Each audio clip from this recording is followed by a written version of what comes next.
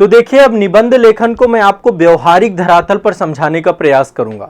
पिछले सेशन में मैंने आपको 3-4 बिंदुओं पर चर्चा की थी। मैंने आपको बताया था कि एक निबंध में क्या क्या हिस्से होते हैं और निबंध के किस हिस्से में क्या लिखना चाहिए। आपको इंट्रोडक्शन कैसे शुरू करना है, प्रस्तावना कैसे शुरू करना है, आपको मुख्य विषय में क्या क्या बिंदु डालने हैं, और इसके बाद आप कंक्लूजन या निष्कर्ष या उपसंहार कैसे लिखते हैं। ठीक है, इन सभी पक्षों को आज भी समझेंगे, लेकिन आज मैं आपको एक व्यवहारिक धरातल पर बिल्कुल शुरू से स्टार्ट करता हूं कि कैसे एग्जाम हॉल में आपकी रणनीति रहेगी, और लास्ट में आएंगे कि कैसे आप निबंध को तैयार करेंगे। ठीक है, तो चलिए, सबसे पहला जो प्रश्न आपके दिमाग में आता है कि हम जब एग्जाम हॉल पे रहें और आपके सामने निबंध का पेपर आ जाए। देखिए, मैंने 3 बार मेंस लिखे हैं और तीनों बार निबंध में मेरे बहुत अच्छे खासे नंबर थे। तो निबंध लेखन यदि आपने किया है अभी तक, तो आपको पता होगा कि यदि आपने पहले अभ्यास नहीं किया है, अभी निबंध लिख रहे हैं, तो थोड़ा चुनौतीपूर्ण होता है। अब सबसे बड़ा बिंदु क्या होता है, देखिए, अलग अलग एग्जाम की अपनी अपनी डिमांड है। आईएएस में 2 निबंध लिखने होते हैं, यूपी पीसीएस में 3 निबंध लिखने होते हैं, समीक्षा अधिकारी, सहायक समीक्षा अधिकारी में 3 निबंध लिखने हैं, ऐसे ही बीपीएससी में निबंध लिखने हैं, ऐसे ही आरएएस में, हर जगह जहां पे भी स्टेट पीसीएस एग्जाम है, सब जगह अपनी अपनी निबंध की रिक्वायरमेंट है। कहीं पर निबंध बहुत ही कम शब्दों का आता है, मतलब वो क्वालिफाइंग पेपर के साथ ऐड कर दिया गया है, कहीं पर 3 निबंध लिखने, तो एग्जाम वाइज अलग अलग हो सकते हैं। ठीक है, अब एग्जाम वाइज क्या है, वहां पे कई सारे टॉपिक दिए होते हैं। जब आप पेपर जाते हैं एग्जाम हॉल पे, मैं एक बार थोड़ा सा यहां पे रफली एक बार दिखाता हूं। जैसे लाइक आप एक बार देखेंगे, ये पेपर है, मान लीजिए मैंने तो आपके सामने यूपीएससी के पेपर को खोल दिया है। यूपीएससी के पेपर में भी देखें तो 2 सेक्शन होते हैं, ऐसे ही स्टेट पीसीएस में भी कहीं पे 3 सेक्शन है, तो 3 सेक्शन में से एक एक सेक्शन में लिखना है, कहीं पर 2 सेक्शन है, उनसे एक एक लिखना है। तो इनसे सबसे बड़ी चैलेंज आपके सामने क्या होता है, जब पेपर आपके सामने होता है तो मुद्दा होता है कि भाई कौन से टॉपिक पे निबंध लेखन करें, टॉपिक का चुनाव कैसे करें। सबसे पहला स्टेप यही होता है आपका। फिर दूसरा स्टेप है चुने हुए टॉपिक पर कैसे एग्जामिनेशन, मतलब आयोग क्या आपसे चाहता है ना, एग्जाम की आपकी डिमांड क्या है, और फिर इसके बाद निबंध को लिखना कैसे है। बहुत व्यवहारिक धरातल पर बिंदुवार बात करेंगे। सबसे पहली बात है कि जब आप परीक्षा केंद्र पे जाएंगे और वहां पर जब निबंध के टॉपिक का चुनाव करना होगा, तो किन किन मुद्दों को ध्यान में रखेंगे। सबसे पहली चीज देखिए, ये बहुत जरूरी है। सबसे पहले आपको जितने निबंध लिखने हैं, मान लीजिए आपके एग्जाम में आपको 2 निबंध लिखने हैं, हो सकता है आपको 3 निबंध लिखने हो, तो पहले आपको निबंधों को सिलेक्ट करना है ना। पहले ही सेलेक्ट कर लेना है तीनों के तीनों निबंधों को। जैसे 3 लिखने हैं तो तीनों सेलेक्ट कर लीजिए। जैसे मान लीजिए इसमें 2 निबंध यूपीएससी में लिखने होते हैं, ठीक है, और भारी भरकम लिखने होते हैं। 1200 शब्दों में एक निबंध लिखना अपने आप में बहुत ही बड़ा स्किल चाहिए आपको, है ना। तो जैसे मान लीजिए 2 निबंध लिखने हैं, तो मैं शुरुआत में आपको क्या करना है, इससे एक टॉपिक चुन लेना है, इससे एक टॉपिक चुन लेना है। अब ये टॉपिक शुरू में क्यों चुनने हैं मैं भी आपको बताऊंगा, लेकिन टॉपिक चुनेंगे कैसे। टॉपिक, आप उन टॉपिक्स को ज्यादा प्राथमिकता दीजिए जिसमें आपकी ठीक ठाक जानकारी हो, है ना, जिसमें आपको कुछ उदाहरण पता हो, जिसमें आपके पास पर्याप्त कंटेंट हो, जिसमें आपका कोई बैकग्राउंड हो। लाइक मान लीजिए आपने ग्रेजुएशन किया है किसी एक पर्टिकुलर, और वो टॉपिक ही आपका वहां पे आ गया, जिसमें आपकी रुचि हो, ऐसा टॉपिक आपको चुनना है। यूपीएससी में थोड़ा सा आपका क्या होता है, जो निबंध होता है वो निबंध अपने आप में बाउंसर हो जाता है। बाउंसर कैसे हो जाता है, देखिए, अजीबोगरीब क्वेश्चन, अजीबोगरीब निबंध आ जाएगा, आपको उसका मतलब ही समझते समझते हो सकता है 10-15 मिनट लग जाए, ऐसी भी कंडीशन होती है। लेकिन अभ्यास से पॉसिबल है, अभ्यास से इनका समाधान कर सकते हैं। ठीक है, तो जैसे अभी देखिए, मैं आपको थोड़ा सा, आप लोग बिल्कुल जो है इत्मीनान से अपने अपने निबंध, मैंने आपको बोला था कि प्रीवियस ईयर निबंध देख कर आना, पिछले उसमें टास्क भी दिया था। तो कल बहुत सारे बच्चों का मैसेज आया था कि सर यूपीएससी के निबंध तो समझ ही नहीं आ रहा है क्या लिखना है। ऐसा नहीं है, ऐसा नहीं है, थोड़ा सा दार्शनिक प्रकृति के होते हैं, अमूर्त प्रकृति के होते हैं। बाकी जो स्टेट पीसेस हैं, सीधे या तो एग्रीकल्चर से पूछ लिया, या तो साइंस टेक से पूछ लिया, या करंट का कोई टॉपिक चल रहा है उससे पूछ लिया, या कल्चर से पूछ लिया, साहित्य से पूछ लिया, या आपका जो है इस समय मान लीजिए कोई आपदा आई हुई है, आपदा से पूछ दिया। वो सेक्शन उन्होंने फिक्स कर रखे हैं कि भैया ये सेक्शन है, 3 सेक्शन में से किसी एक से पूछ लेंगे ये सेक्शन। लेकिन यूपीएससी थोड़ा सा बाउंसर है। जैसे लाइक देखिए, मैं एक एग्जांपल देता हूं, आपको इसी से आइडिया लग जाएगा कैसे बाउंसर है। सेक्शन ए में देख लेते हैं। सेक्शन ए में तो बहुत ये सिंपल है, आर्थिक समृद्धि हासिल करने के मामले में वन सर्वोत्तम प्रतिमान होते हैं। तो ये आपका वनों से लिखा। मैं आने वाले समय पे ये वाले ऐसे आपको हल करके भी दिखाऊंगा कि कैसे ऐसे को हल करते हैं। आने वाले कुछ सेशंस में होंगे। ये लेटेस्ट पेपर है तो मैं पहले यूपीएससी का ही पेपर आपको सॉल्व करूंगा, एक इससे और एक जो है दूसरे सेक्शन से। तो इससे क्या होगा, आपको अंदर कॉन्फिडेंस भी आएगा और आपको मैं सोचना सिखाऊंगा, ठीक है। पर अभी मैं आपको एग्जांपल दे रहा हूं। पहला वाला तो आसान है, यदि आप थोड़ा सा फॉरेस्ट और इकोनॉमी को आपस में जोड़ सकते हो तो ये इंटरलेट करके आप लिख सकते हैं इस पे। दूसरा देखिए, ये थोड़ा सा, कवि संसार में अनाधिकृत रूप से मान्य विधायक होते हैं। अब ये आपको सोचना पड़ेगा, मतलब ऐसा नहीं है अमूर्त प्रकृति का है ये, ठीक है। तो ऐसे आपके बहुत सारे ऐसे ही आते हैं। यूपीएससी में तो पूरे ऐसे अब कर दिया, दोनों अमूर्त ही कर दिया है। इसमें पेपर मतलब पहले क्या होता था, एक मूर्त आता था एक अमूर्त आता था। तो अब जो पेपर आ रहा है पूरा का पूरा अमूर्त ही आता है।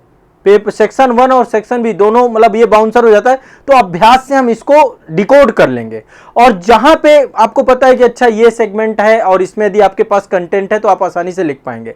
तो इसमें से चुनना किसको है, जैसे अब ये भी देखिए, इतिहास वैज्ञानिक मनुष्य के रूमानी मनुष्य पर विजय हासिल करने का एक सिलसिला है।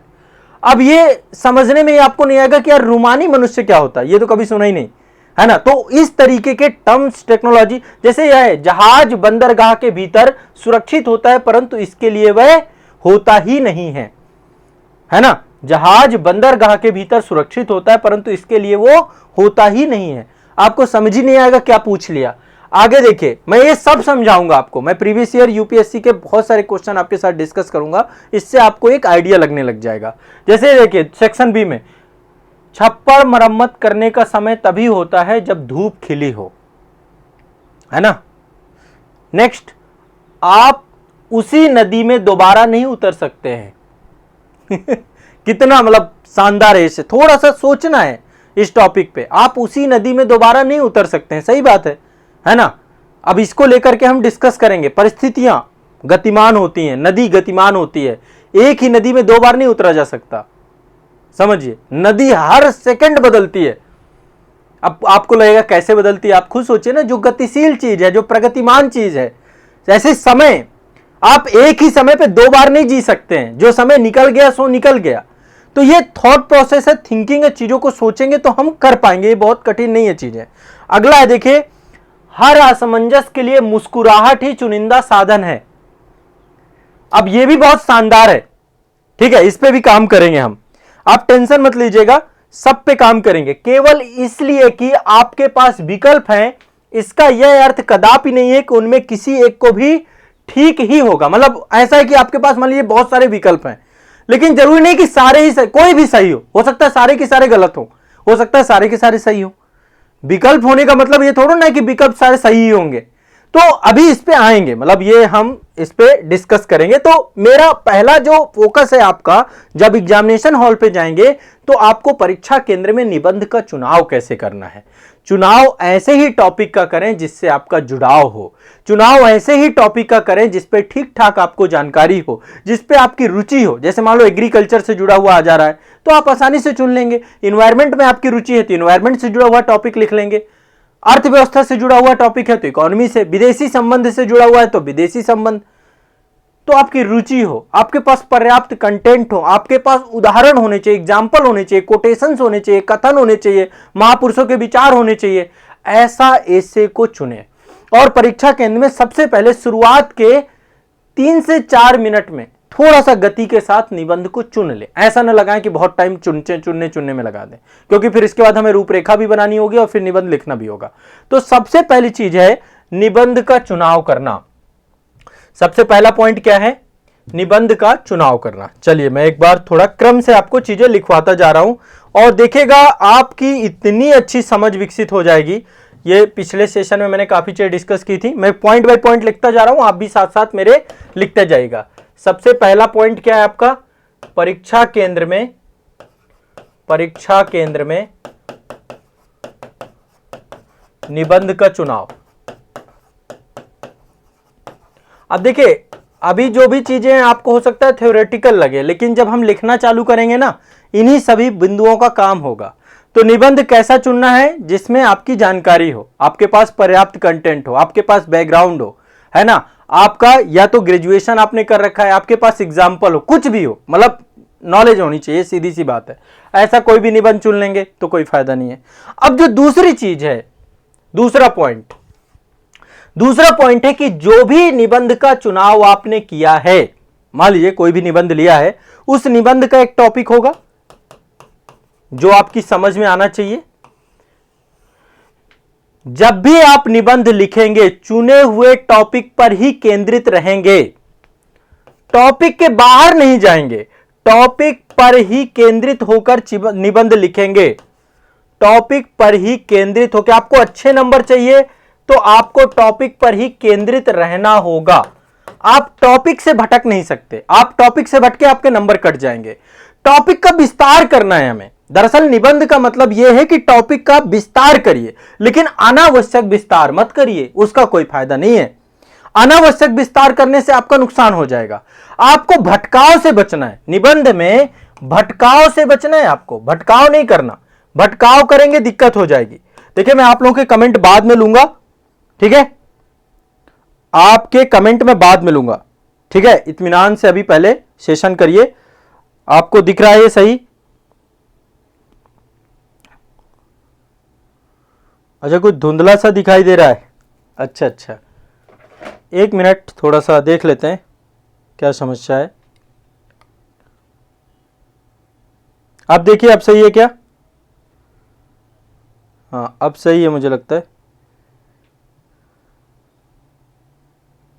भूपेंद्र पाल जी बस रुक जाइए एक मिनट।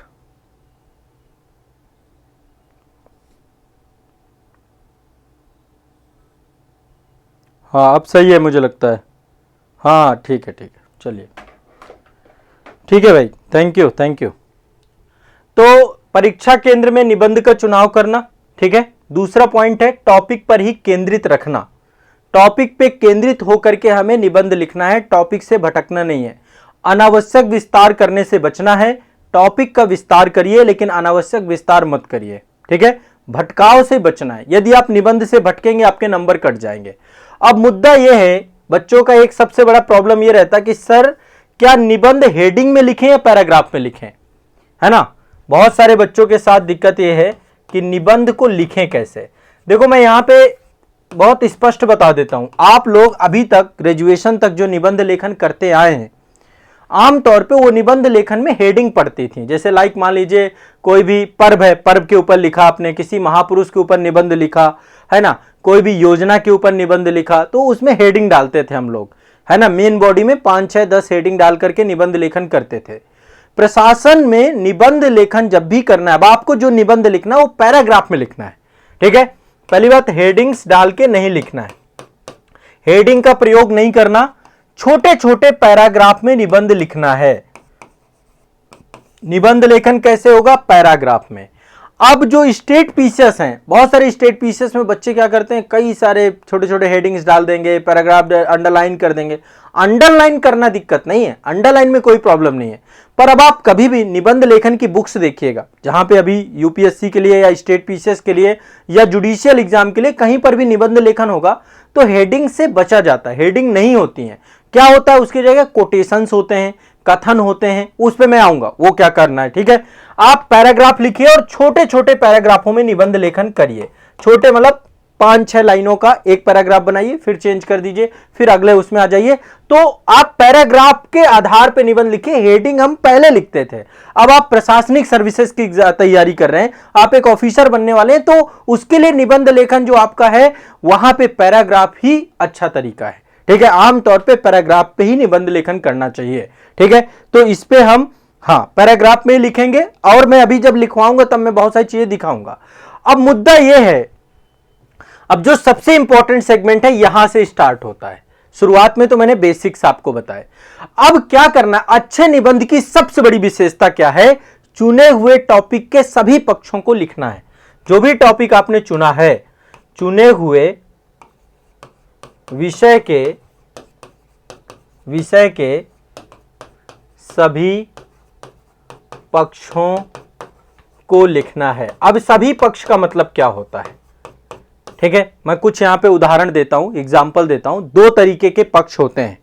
पहले तो एस्पेक्ट आपके हैं, जैसे लाइक मान लीजिए प्रशासनिक, मान ली कोई टॉपिक है, कोई भी टॉपिक आपने जो चुना है उस टॉपिक का प्रशासनिक एस्पेक्ट क्या है। जैसे मान लीजिए इसमें था आर्थिक संसाधन और वनों को जोड़ करके कि वन ही सर्वोत्तम प्रतिमान है, किसी भी देश की आर्थिक प्रगति के लिए वन ही सर्वोत्तम प्रतिमान है। तो इसका पर्यावरणीय महत्व क्या है, इसका विज्ञान एवं तकनीकी में क्या महत्व है, इसका भौगोलिक महत्व क्या है, इसका सांस्कृतिक महत्व क्या है, इसका सामाजिक महत्व क्या है, इसका ऐतिहासिक महत्व क्या है, इसका जनसांख्यिकी महत्व क्या है, इसका आर्थिक महत्व क्या है, इसका दार्शनिक महत्व क्या है। कोई भी टॉपिक लीजिए, उस टॉपिक को कई सारे दृष्टिकोणों के साथ जोड़िए। जब आप इसे जोड़ेंगे, और अभी दूसरा भी एस्पेक्ट बता रहा हूं, जैसे कि लिखिए आप सामाजिक एस्पेक्ट, सामाजिक है ना, एक एस्पेक्ट ये हो सकता है, एक अप्रोच ये हो सकता है, कल्चरल अप्रोच हो सकता है, सांस्कृतिक दृष्टिकोण हो सकता है, आपका सांस्कृतिक दृष्टिकोण हो सकता है। अगला क्या है आपका, भौगोलिक दृष्टिकोण हो सकता है, भौगोलिक। अब ये कैसे जोड़ते हैं ये चीजें मैं आने वाले सेशन में समझाऊंगा। भौगोलिक, प्रशासनिक, प्रशासनिक, ठीक है, चुना जो भी टॉपिक आप चुनेंगे, ठीक है। आर्थिक, उसका आर्थिक महत्व भी लिखिए, आर्थिक महत्व, आर्थिक, दार्शनिक, ऐतिहासिक, जोड़िए उसको, जितना आप जोड़ेंगे मल्टी डायमेंशनल अच्छे नंबर मिलते हैं। ऐतिहासिक, ठीक है, जनसांख्यिकी महत्व, जनसांख्यिकीय महत्व, पहले तो इससे जोड़ने का ऐसे देखो, जरूरी नहीं कि सारे एस्पेक्ट ही हो, लेकिन ज्यादातर हो, ज्यादातर, जितना ज्यादातर लिखोगे उतने अच्छा। पर्यावरणीय, पर्यावरणीय, विज्ञान एवं तकनीकी, विज्ञान एवं तकनीकी, ये आपको जब अभी निबंध लेखन का अभ्यास करेंगे तो इसी हिसाब से आपको ध्यान में रखना है। दूसरा क्या होता है, मैंने कहा कि सभी पक्षों को लिखना है। देखिए, एक पक्ष तो आपके ये हैं कि आप उस विषय को सभी के साथ जोड़िए, इंटरलिंक करने का प्रयास करिए, उसका अप्रोच जोड़िए, है ना, कैसे वो समाज में प्रभाव कर रहा है, महिलाओं के लिए कितना बेहतर है, बच्चों के लिए कितना बेहतर, कौन किस किस एस्पेक्ट के लिए आप उसे जोड़ सकते हैं। हर चीज को जोड़ा जा सकता है, जितना इंटरलिंक करने की क्षमता आपकी हो पाएगी उतना बेहतर होगा, ठीक है। दूसरा, देखिए हमारे देश के डेवलपमेंट के कई सारे एस्पेक्ट हैं, ठीक है, देश के विकास के कई सारे, जैसे देश के विकास के कई सारे कारक हैं, देश के विकास से जुड़े हुए, उनको भी इससे जोड़िए निबंध से। जैसे लाइक एग्जाम्पल के तौर पे शिक्षा से जोड़िए, एजुकेशन में इसका क्या महत्व है, स्वास्थ्य से जोड़िए, स्वास्थ्य से जोड़िए, शिक्षा, स्वास्थ्य, गरीबी, गरीबी क्या, गरीबी उन्मूलन में वो टॉपिक जुड़ता है क्या गरीबी उन्मूलन से, ऐसे जोड़ना है आपको। गरीबी उन्मूलन, स्वच्छता से जुड़ता है क्या, स्वच्छता से जोड़िए, किससे, स्वच्छता, जिससे निकल जाए, स्वच्छता से जोड़िए। क्या वो जस्टिस से जुड़ा हुआ है, न्याय से जुड़ा हुआ है, क्या वो ऊर्जा समस्या के समाधान से जुड़ा हुआ है ना, क्या वो पर्यावरणीय समस्याओं के समाधान से जुड़ा हुआ है, पर्यावरणीय, इसको हम दूसरे शब्दों में जैव विविधता संरक्षण लिख सकते हैं, जैव विविधता संरक्षण से जुड़ा हुआ है, संरक्षण से जुड़ा हुआ है। आपको देश के विकास से जुड़े हुए कारकों पर भी लिखना होगा। और भी कई सारे कारक हो सकते हैं देश के विकास के, जैसे इस समय परिवहन और संचार है, पीएम गति शक्ति है ना, परिवहन एवं संचार इससे जुड़ा हुआ है। तो यदि ये अप्रोच आप लेकर के चलेंगे, इतने दृष्टिकोण आप लिखेंगे एक निबंध के, आपको नंबर अच्छे मिलेंगे। अब यहां पे एक बात बता दूं, इसमें लिख क्या सकते हैं, एग्जांपल्स डाल सकते हैं, हाल ही में घटित कोई घटनाक्रम है, कोई योजना आई है, कोई स्कीम आई हुई है, उससे जोड़ सकते हैं। मतलब आप करंट से भी अपडेट रखें, मतलब इसको क्या करें, करंट से जोड़कर लिखें। समसामयिक घटनाक्रम, सामयिक घटनाक्रम से जुड़ाव, घटना क्रम से जुड़ाव,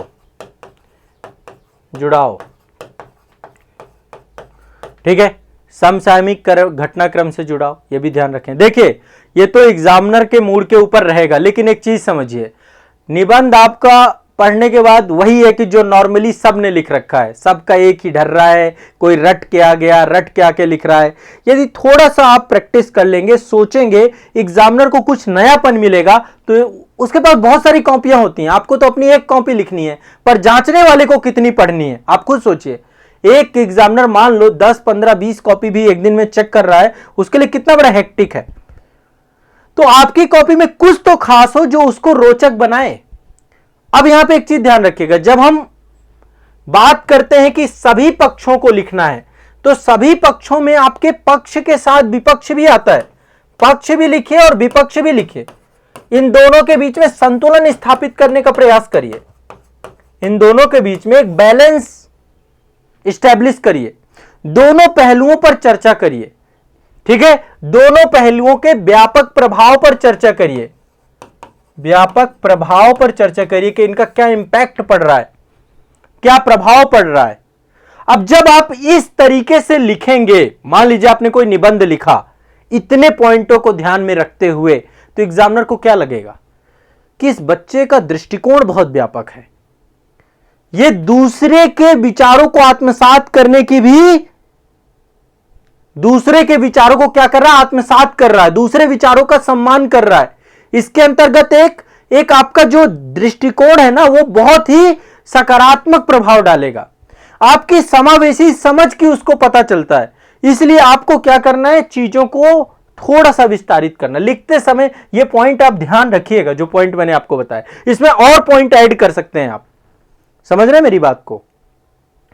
तब आपका निबंध बहुत अच्छा होगा जब आप उसको मल्टी डायमेंशनल अप्रोच से लिखेंगे। यदि आप सिंगल अप्रोच से लिख रहे हैं कि आपने एक टॉपिक पा लिया, खींचे जा रहे हैं, क्या फायदा।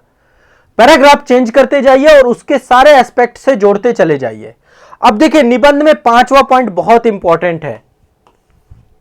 5वां पॉइंट है, निबंध क्रमबद्ध होना चाहिए, निबंध प्रवाहमान होना चाहिए, निबंध में एक धारा होनी चाहिए। ऐसा नहीं होना चाहिए कि निबंध का एक पैराग्राफ और दूसरे पैराग्राफ का कोई इंटरलिंक नहीं है। तो निबंध में क्रमबद्धता बहुत जरूरी होती है, निबंध में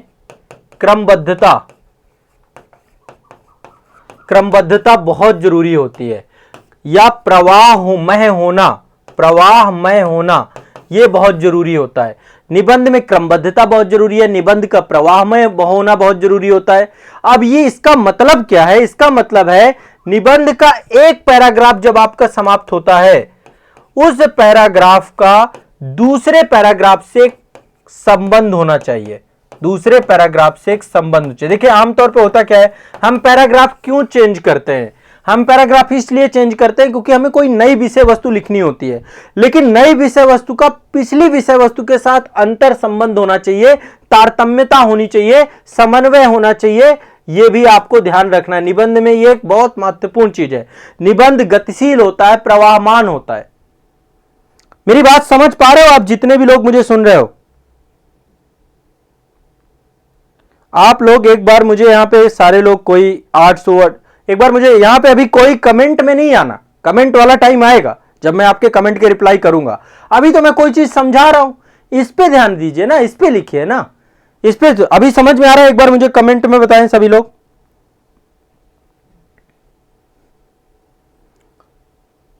कुछ बुक में लग गए हैं, ले लो बुक, मैं बता दे रहा हूं, लो किताबें जाओ खरीदो, मार्केट में किताबें भरी पड़ी हैं, जाओ भाई किताब लेके लिखना चालू कर दो निबंध को।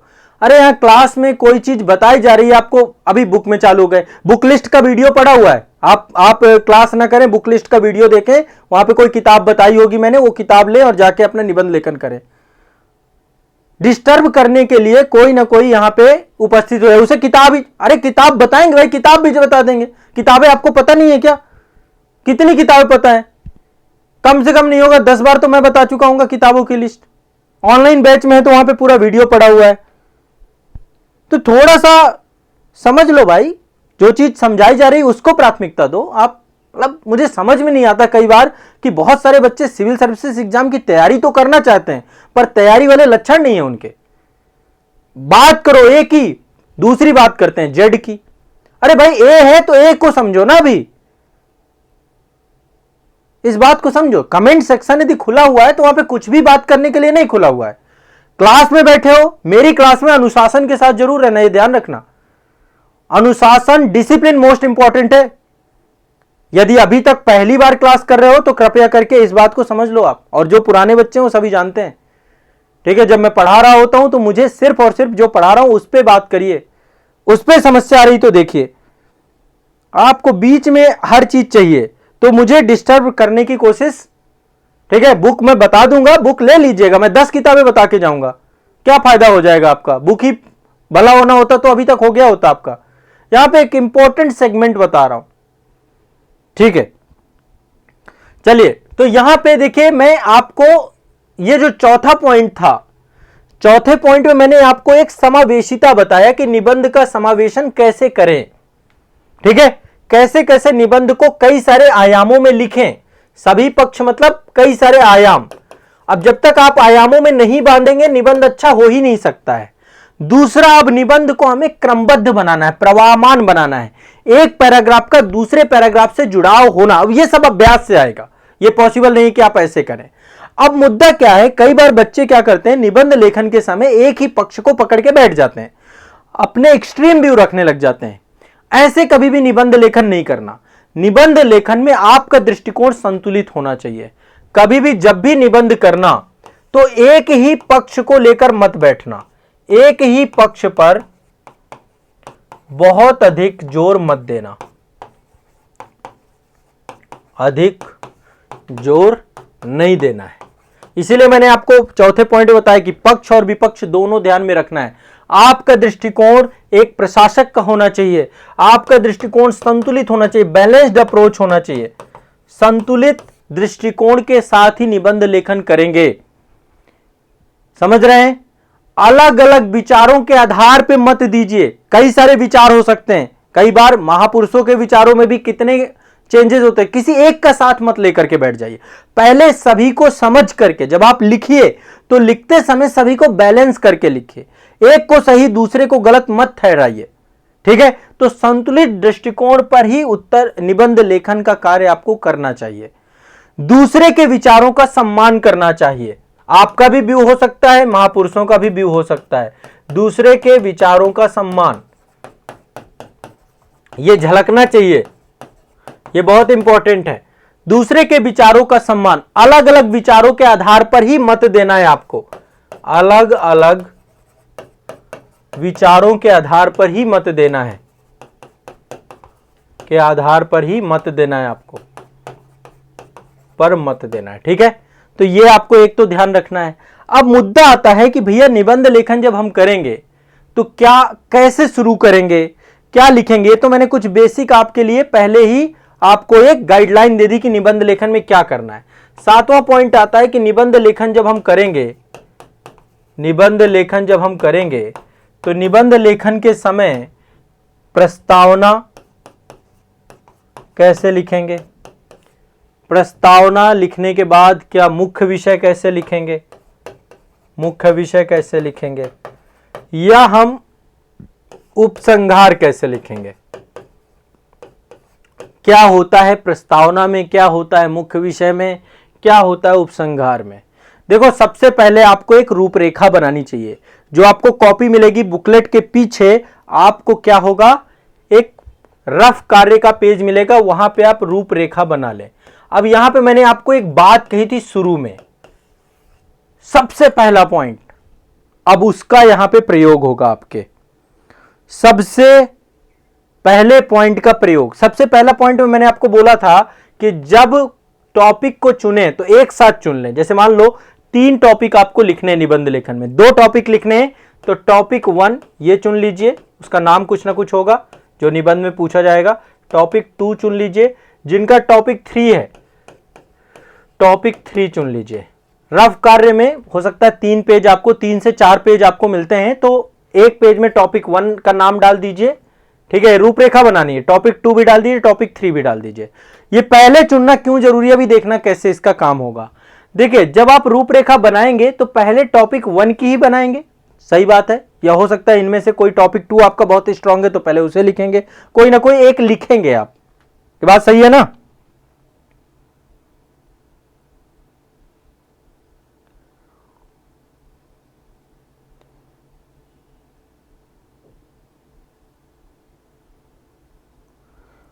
अभी क्लास कर लीजिए, ठीक है, कृपया करके क्लास कर लीजिए, अन्यथा की स्थिति में ब्लॉक हो जाएंगे हमेशा के लिए। ठीक है, इसलिए यहां पे क्लास करने के लिए आए, क्लास करिए। यदि आपकी इच्छा हो कि आपको ब्लॉक कर दिया जाए तो वो भी आपकी पूरी कर दी जाएगी, ठीक है ना, वो भी आपका पूरा हो जाएगा। अभी टीम 1 मिनट में आपको ब्लॉक कर दी, इसलिए क्लास कर लीजिए। तो रूपरेखा जब बनाएंगे तो 3 टॉपिक होंगे, टॉपिक 1, टॉपिक 2, टॉपिक 3। मान लीजिए आपने टॉपिक 1 की रूपरेखा बनाई, फ्रेमवर्क बनाया। अब देखिए, जब आप फ्रेमवर्क बनाते हैं तो फ्रेमवर्क समय आपको हेडिंग्स डालनी पड़ेंगी बहुत सारी। फ्रेमवर्क के टाइम पे आपको हेडिंग, ठीक है, ताकि आपको मतलब एक आइडिया रहे कि मुझे वहां पे लिखना पैराग्राफ में, जब निबंध लेखन का काम करेंगे तो पैराग्राफ, यहां पे हम रूपरेखा में कीवर्ड डालते हैं। क्या डालते हैं? कीवर्ड। सबसे पहली चीज है कीवर्ड, हम कीवर्ड डालते हैं, ठीक है, ताकि वो कीवर्ड हमें रिकॉल हो सके और रिकॉल करके हम उसको पैराग्राफ में कन्वर्ट कर दें। तो एक कीवर्ड डाल लीजिए, जैसे कि कुछ तथ्य आपको याद है, तथ्य यहीं पे लिख लीजिए, ध्यान से रखिएगा। कीवर्ड डालने, तथ्य लिखने, कोई कोटेशन याद है तो रफली उसे भी लिख लीजिए कि ये वाला कोटेशन लिखेंगे। और कोटेशन मैंने आपको बताया, कोटेशन वही होना चाहिए जो विषय से जुड़ा हुआ होना चाहिए, अभी इस पे भी आएंगे। कोई महापुरुष का विचार याद आ रहा है तो कोई विचार लिख लीजिए, कोई कथन याद आ रहा है तो कथन लिख लीजिए। ये सब रूपरेखा में काम करना है, ठीक है। तो एक आपका क्या बन जाएगा, एक, और ज्यादा टाइम नहीं लेना, शुरुआत के 5 से 7 मिनट। लेकिन एक चीज ध्यान रखिएगा, चूंकि टॉपिक 1, मान लीजिए टॉपिक 1 के कीवर्ड आप लिख रहे हैं कि अच्छा ये कीवर्ड डालूंगा, तथ्य डाल रहे हैं, कोटेशंस डाल रहे हैं, विचार डाल रहे हैं, कथन डाल रहे हैं, है ना। यदि आप ये डाल रहे हैं, ठीक है, तो डालते समय हो सकता है आपके दिमाग में टॉपिक 2 का कुछ आ जाए, क्योंकि ऑलरेडी आपने टॉपिक 2 सेलेक्ट कर रखा है कि टॉपिक 2 में मैं यदि लिखता तो ये पॉइंट आ जाता। कई बार देखो ये होता है, जो चीज लिखनी होती है उसके विचार कम आते हैं, दूसरे के विचार ज्यादा आते हैं। तो क्या होगा, यहां पे भी तुरंत पॉइंट डाल दीजिए। कोई क्रम नहीं होता रूपरेखा में, क्रम क्या, क्रम तो हम जब वहां पे लिखेंगे तब तय कर लेंगे क्या क्रम पे लिखना है। यहां तो आपको फास्ट फॉरवर्ड जो याद आता जाए वो आप रूपरेखा बनाते हैं कि अच्छा प्रस्तावना में ये पॉइंट डाल देंगे, मेन बॉडी में ये डाल देंगे, हेडिंग्स हेडिंग्स कीवर्ड डाल देंगे, है ना। जब निष्कर्ष लिखेंगे, अभी बताऊंगा निष्कर्ष में क्या होता है या उपसंहार में क्या होता है। तो यहां पे कई बार दूसरे टॉपिक के पॉइंट याद आ जाएंगे, तीसरे टॉपिक के पॉइंट याद आ जाएंगे, तो इनको भी लिख लो, क्योंकि वो बाद में फिर नहीं याद आएंगे। जब इनका नंबर आएगा ना तब दिक्कत हो जाएगी। तो देखिए साथ साथ आपके तीनों टॉपिक चलने लग जाएंगे। हो सकता है टॉपिक 1 लिखते लिखते अचानक से, जैसे आपने निबंध लेखन चालू कर दिया, 1 घंटे लिखा, लिखते लिखते दूसरे के पॉइंट याद आ गए, यार ये वाला मैं दूसरे में लिख देता हूं, तो यहीं पे इसका भी सिनॉप्सिस तैयार होना चालू हो जाएगा, रूपरेखा तैयार होनी चालू हो जाएगी। आप मेरी बात समझ रहे हैं मैं क्या कह रहा हूं। मैं क्यों आपको बोला था कि शुरू में तीनों टॉपिक आप चुन लेना। यदि आप पहला चुनोगे फिर बात, तो दिक्कत क्या होती है, इसके साथ साथ ये तीनों टॉपिक आपके ब्रेन में प्रोसेस होने चालू हो जाते हैं, बीच बीच में पॉइंट आने चालू हो जाएंगे। तो जब दूसरे का लिखने का नंबर आएगा तो आप देखोगे काफी ज्यादा आपके पास पॉइंट आ चुके हैं। ये एक मतलब ये व्यवहारिक तौर पे, इसलिए मैं कह रहा हूं शुरू में ही चुन लेना इसको, ठीक है। क्लियर है ना सभी को, स्पष्ट है ये बात कि टॉपिक तीनों चुनने, दोनों चुनने, जितने भी टॉपिक आपके एग्जाम में आ रहे हैं, और चुनने के बाद उसकी रूपरेखा बनानी है और फिर इसके बाद लिखना है। रूपरेखा में कीवर्ड होने चाहिए जिन पे आपको निबंध लेखन करना है, फैक्ट्स होने चाहिए, कोटेशंस होने चाहिए, विचार होने चाहिए, कथन होने चाहिए, ठीक है, ये सारे पॉइंट आपके होने चाहिए। जब एक बार रूपरेखा बन जाए तो रूपरेखा को सीक्वेंस में लगा लीजिए, कि क्रम में लगा लीजिए, इसको क्रमवार कर लीजिए कि पहले किसको लिखना है, बाद में किसको लिखना है। क्योंकि जो ये एक तरीके से ब्रेन स्टॉर्मिंग होती है, ब्रेन स्टॉर्मिंग में आपको बाद में सिखाऊंगा कि ब्रेन स्टॉर्मिंग कैसे करते हैं, उसके लिए अलग से सेशन लूंगा। तो ये इसको फिर क्रमबद्धता से सजा लेना है, क्रमबद्धता से सजा लेना है कि किसको पहले किसको बाद में, ठीक है, ये आपको ध्यान रखना है। अब जब आपके पास रूपरेखा तैयार है तो रूपरेखा तैयार होने के बाद अब आप आ जाएंगे आप प्रस्तावना में, जिसको हम परिचय कहते हैं। प्रस्तावना, मैंने आपको बोला था प्रस्तावना ऐसी लिखनी चाहिए, प्रस्तावना ऐसी लिखनी चाहिए जो जिज्ञासा पैदा करे, जो क्या करे, जिज्ञासा पैदा करे। ये मैंने आपको पिछले सेशन में बताया था नहीं बताया था। अब जैसे जिज्ञासा कैसे कोई प्रस्तावना पैदा कर सकती है ना, जिज्ञासा कैसे पता चलेगा।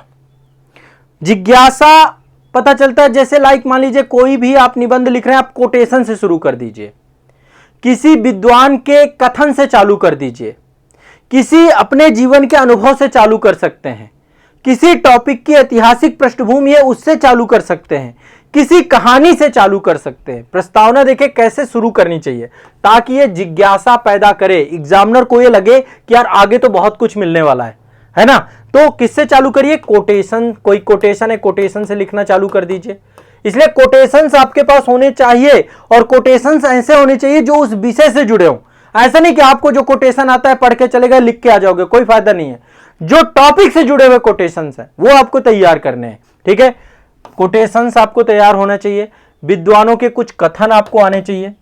वैसे इथिक्स वगैरह पढ़ेंगे तो इथिक्स में तो सारी चीजें दी गई हैं। विद्वानों के कथन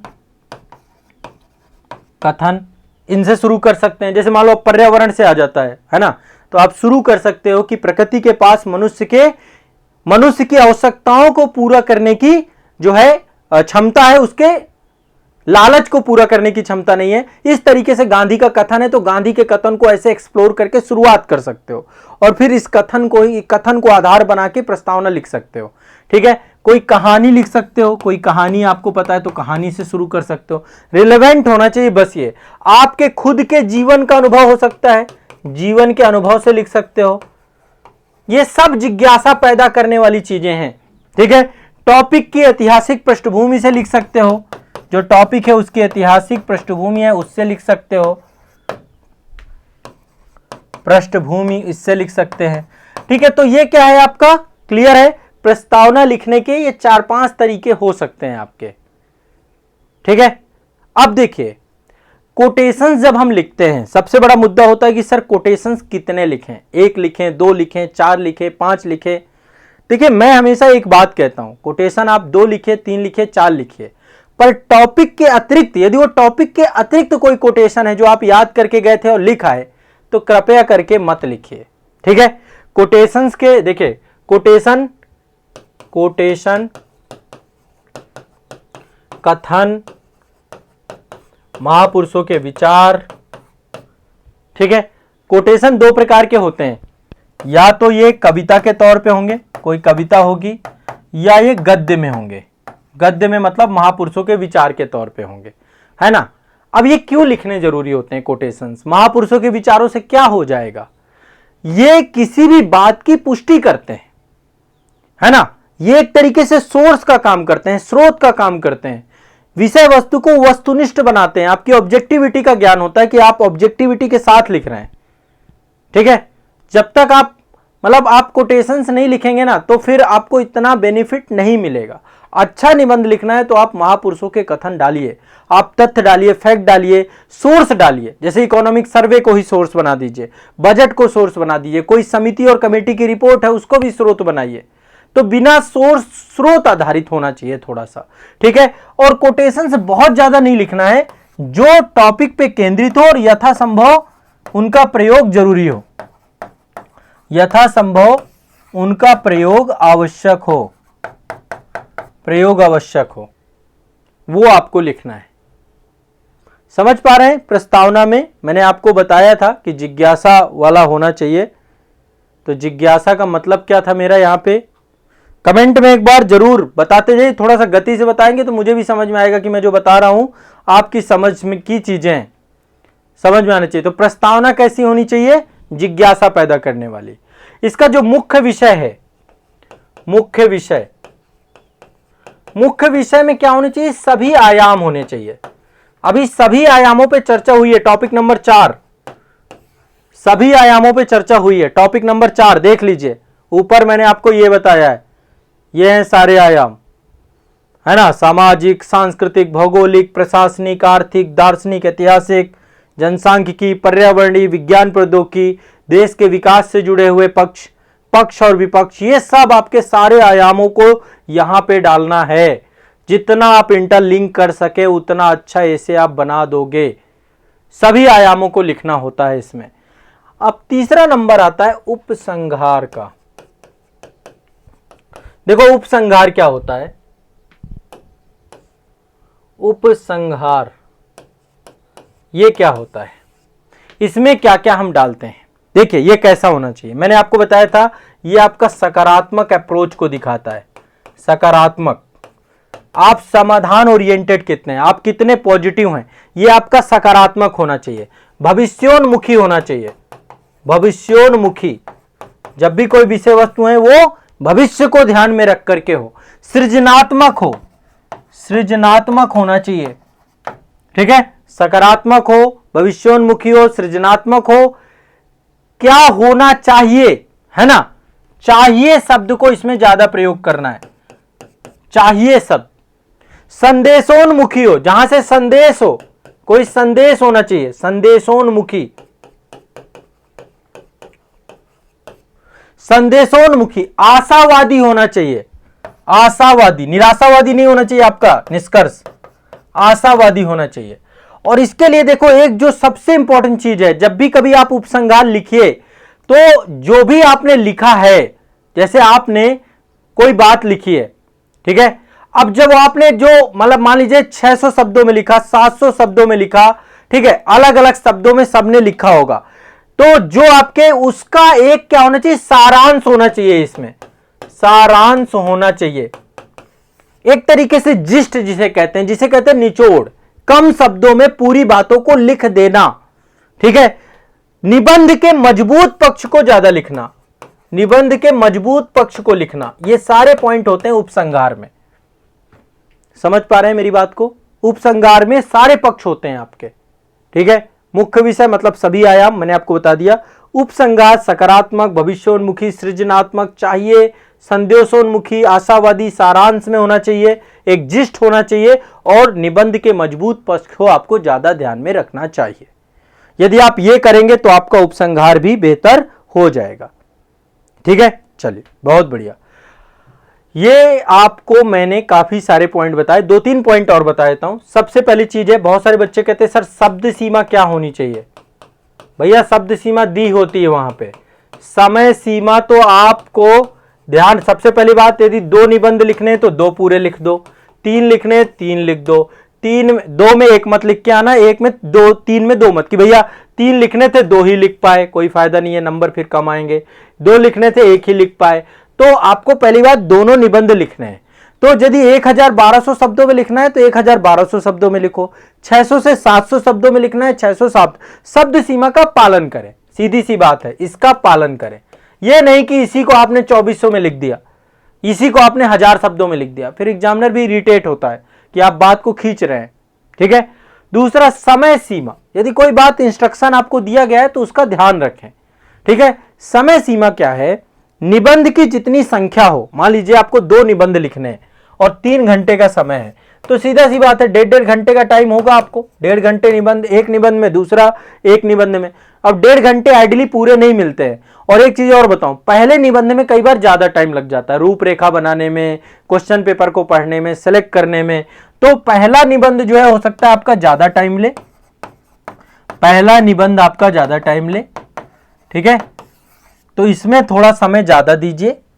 और जैसे 3 निबंध है तो 3 निबंध के हिसाब से टाइम को 3 घंटे को 1-1 घंटे आएगा आपका, तो टाइम देख लीजिए, टाइम के हिसाब से जितनी संख्या है उस हिसाब से निबंध बांट लीजिए।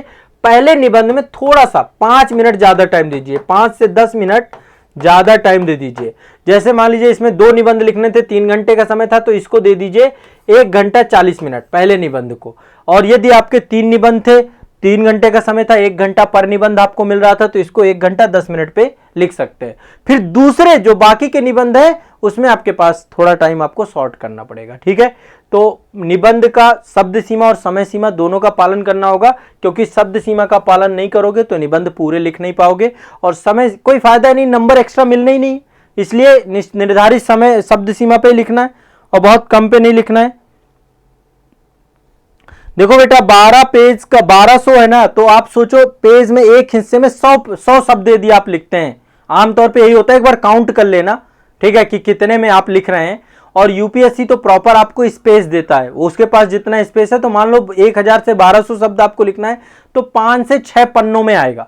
5 से 6 पन्ने का मतलब है पेज के हिसाब से, एक पन्ने में 2 पेज होते हैं इधर इधर, तो आपको इस हिसाब से देखना है। 600 यदि शब्दों में लिखना है तो 3 पन्नों में आप लिख दोगे। तो आप देख लेना कि आप एक पेज में कितने शब्दों को लिखते हो, इतना काउंट करके कम से कम चलो आप, ठीक है।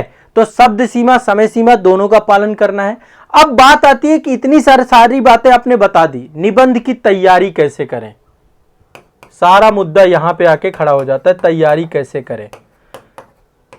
देखो मैं कितनी भी ज्ञानबाजी दे दूं आप लोगों को, इतनी सारी बातें मैंने बता दी आपको, लेकिन जब तक आप अभ्यास नहीं करोगे, लिखोगे नहीं, सब बेकार है, सब व्यर्थ है।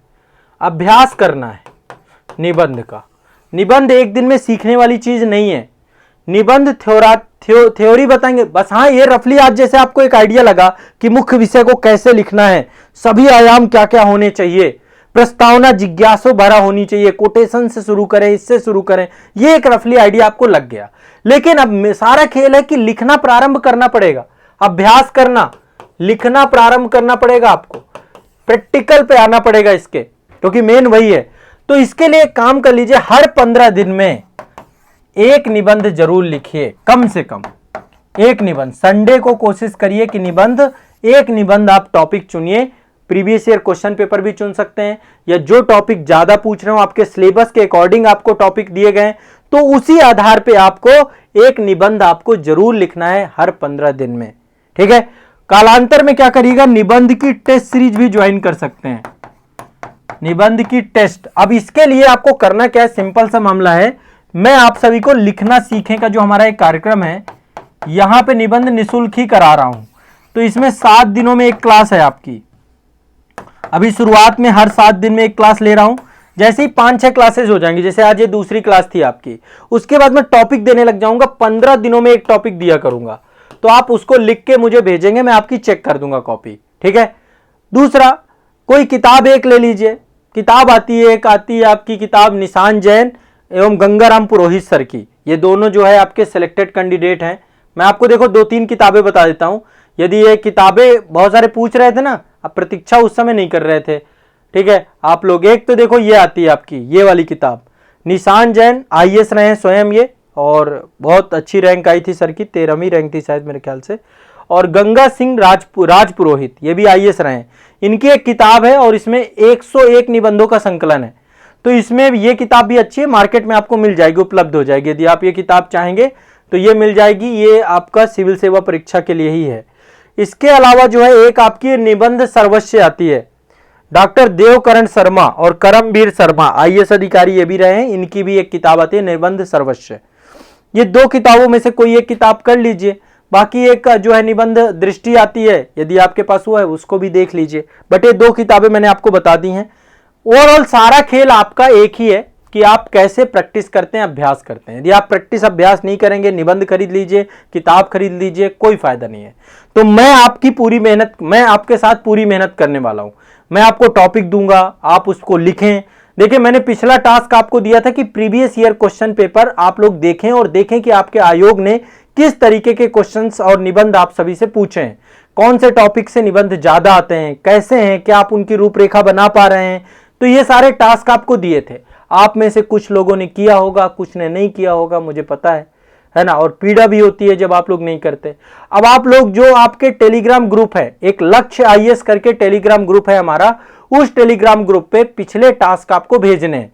ठीक है। टास्क में वो टेलीग्राम ग्रुप की लिंक आजाद IAS एकेडमी में अभी डाल दूंगा। आप सभी वहां पे चैट भी कर सकते हैं और अपने टास्क भेज सकते हैं कि आपने क्या काम किया।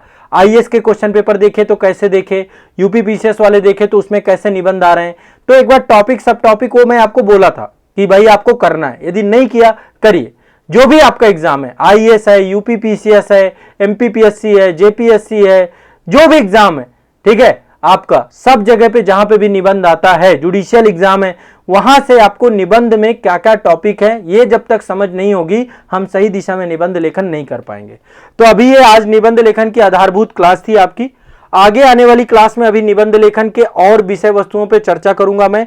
1-2 सेशन आधारभूत और होंगे आपके, जिसमें मैं एक बार ब्रेन स्टॉर्मिंग करना आपको सिखाऊंगा कि किसी टॉपिक को सोचते कैसे हैं।